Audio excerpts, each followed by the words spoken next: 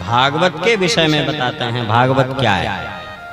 तो कहते हैं निगम कल्प तरोर गलितम फलम सुख मुखादमृत द्रव संयुतम पिबत भागवतम रसमालयम मुहुरहो रसिका भुवि भावुका। कहते हैं ये भागवत साधारण नहीं है। कैसा है? बोले निगम कल्पतरोर गलितम फलम। निगम माने जानते हो क्या होता है? निगम माने होता है वेद, आगम माने होता है पुराण, और निगम माने वेद। तो कहते हैं निगम रूपी कल्प वृक्ष का पका हुआ फल यह श्रीमद् भागवत महापुराण। साधारण फल नहीं, बहुत बहुत मीठा, बहुत अच्छा है। निगम कल्प तरोर गलितम फलम, पका हुआ फल यह श्रीमद् भागवत महापुराण। कितना पका हुआ? बोले इतना पका हुआ कि पक करके गल गया है। और कितना गल गया है? बोले इसमें छिलके गुठली का कोई बीच में व्यवधान नहीं। ये भागवत की कथा, भागवत कथा रूपी फल जो है, इसमें छिलके गुठली का कोई बीच में व्यवधान नहीं है। ये तो रस बन चुका है, रस स्वरूप हो चुका है। आप विचार करिए, आम होता है, आम जब बढ़िया पक करके गल जाए तो फिर रस बनता है कि नहीं बनता है उसमें? बस उसी प्रकार कहते हैं निगम कल्पतरोर गलितम फलम सुख मुखादमृत द्रव संयुतम। ये लोक प्रसिद्ध है कि जो चाहे अमरूद हो या आम हो, अच्छा नहीं हो, लेकिन उस पेड़ में भी जिस फल को तोते ने हल्का सा चुग लिया हो, तो लोग ऐसा मानते हैं, और मानते ही नहीं है, ऐसा होता भी है कि तोते ने जिस फल को थोड़ा सा खा लिया हो, वो फल और फलों की अपेक्षा ज्यादा मीठा होता है ना? तो कहते हैं इस वेद रूपी कल्प वृक्ष के पके हुए फल में श्री सुखदेव रूपी तोते ने अपनी चोंच मारी है, इसलिए यह श्रीमद् भागवत महापुराण रूपी फल अमृत से भी अत्यंत मीठा है, अमृत से भी ज्यादा मीठा है। और बोले पीबत भागवतम रसमालयम, इसको खाना नहीं है,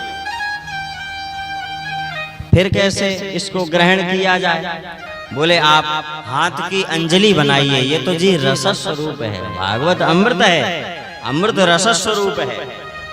आप अंजलि बनाइए।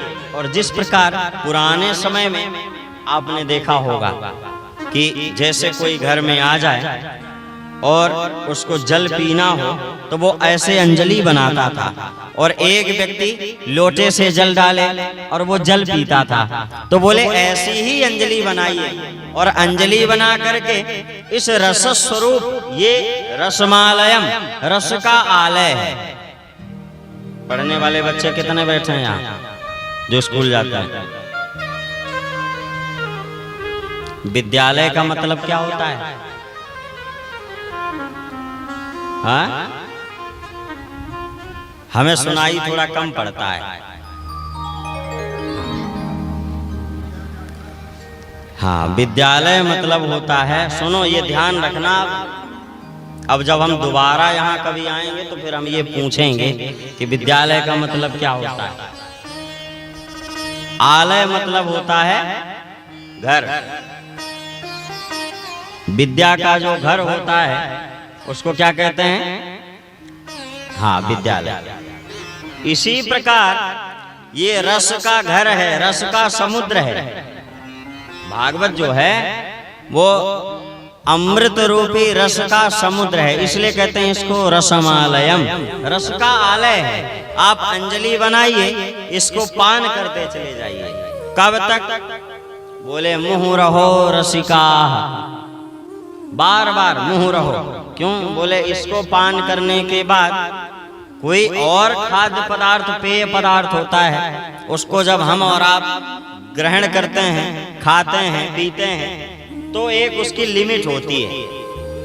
मन फिर भर जाता है ना, कहीं पर मन जाकर के रुक जाता है, अब बस हो गया, इससे ज्यादा नहीं। बोले ये ऐसा अमृत है, इसको जब पान करोगे तो संतुष्टि नहीं होगी, इसको बार बार पान करते जाओ, मुँह रहो, मुहुर्मुहु बार बार।